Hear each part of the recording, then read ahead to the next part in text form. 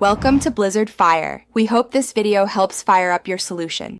In this video, I will show how to change Audi Q5 tail light, easy method. Remove trunk lining access panel to reach tail assembly, then use Torx bits to remove screws securing the housing.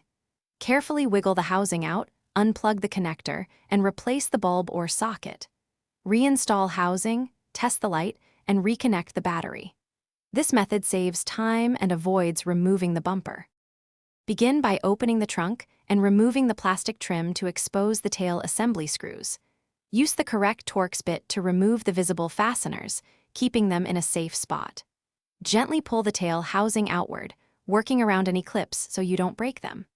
Reach behind the housing to unplug the wiring connector, then remove the bulb socket or LED module as required before installing the new part. With the new bulb or module in hand, insert it into the socket until it seats firmly and locks.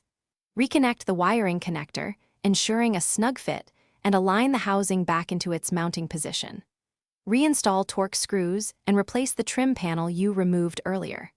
Turn the car on and test brake, running, and signal lights to confirm proper operation before finishing up and closing the trunk. Thanks for watching. If you found this helpful, don't forget to like and subscribe.